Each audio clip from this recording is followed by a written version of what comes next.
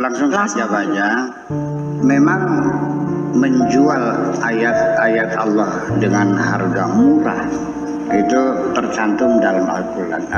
Alladzina yashtaruna bi ayatillahi samanan qalilan. Yashtari ini dalam bahasa Arab itu bisa maknanya menjual, bisa membeli. Jadi lafaz mustarak yashtari itu bisa menjual atau membeli. Membeli ayat Allah dengan harga murah atau menjual ayat Allah dengan harga murah. Ketika diminta fatwa bagaimana hukumnya, tadinya Anda sudah bilang haram ya Bu ya. Begitu amplopnya tebal, akhirnya lal.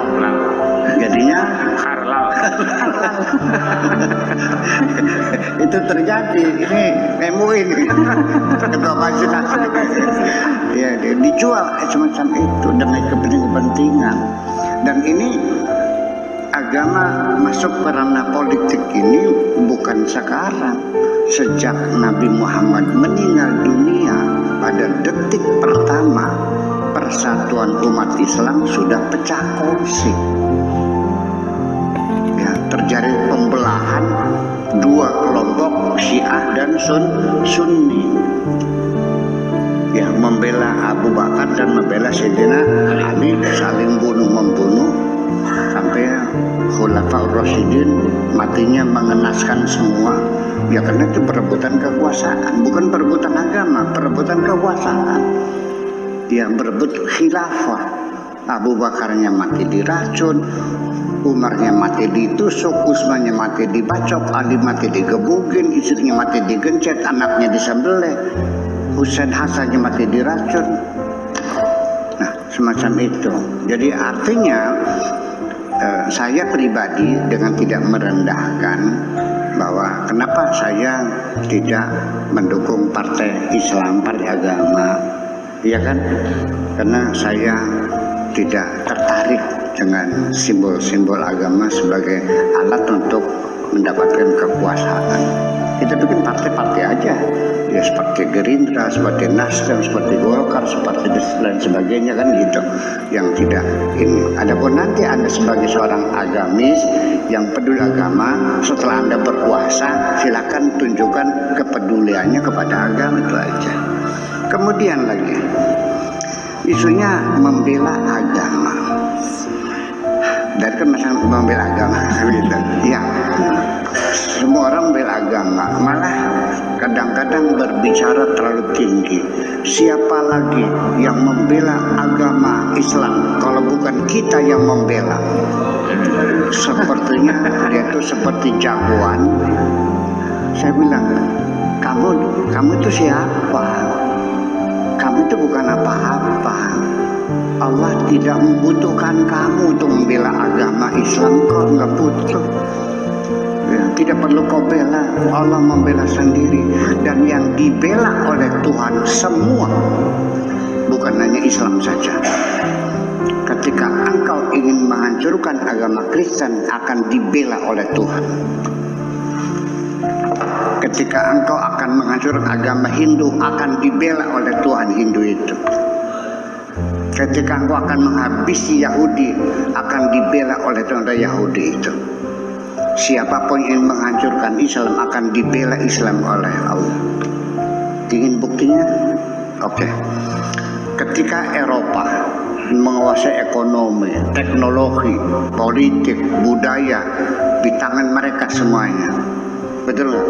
Amerika, Jepang, umat Islam miskin, bodoh, betul nggak? Supaya tidak dihancurkan oleh mereka, umat Islam diberi kekuatan oleh Allah dengan petrodolar, minyak. Yuk kita lihat dari mulai Maroko, Aljazair, minyak, Libya, minyak, sampai Kuwait, sampai Irak, sampai Iran. Begitu India nggak ada, Myanmar nggak ada, Indonesia ada minyak, ya kan? Ke Australia nggak ada, ke Laos nggak ada, Islam ada, non-Muslim tidak ada. Apakah itu kebetulan selama disengaja? Sengaja. Terus terbukti supaya jangan dihancurkan. Saya ngomong bener nggak nih?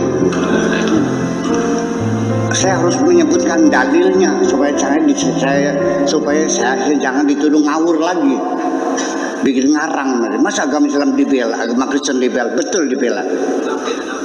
Memang Allah ingin membuat agama berbeda-beda, warna kulit berbeda-beda, bahasa berbeda-beda, suku berbeda-beda, sengaja. Maunya apa? Siapa yang jadi Tuhan? Perlu dalilnya? Ini dalilnya. Bismillahirrahmanirrahim. Laula daf'allahin nasa ba'dahum ala ba'din. Kalau bukan karena pembelaan Tuhan terhadap manusia, terhadap yang lainnya, lahuddimat sawami'u, pasti itu sinagog-sinagog, wabi'un, sawami'u, kuil-kuil, wabi'un, dan sinagog-sinagog, ya, wassalawat, dan gereja-gereja, wa masajid, dan masjid-masjid, alladzi yuzkaru fiha ismullah katsira, yang dimana di situ disebutkan nama Allah. Jadi gereja, sinagog, kuil, kelenteng dibela oleh Allah. Itu kata Allah, bukan kata saya. Jangan ada kalian menghancurkan siapapun. Yuk kita hidup damai di dunia ini. Itu aja persoalannya.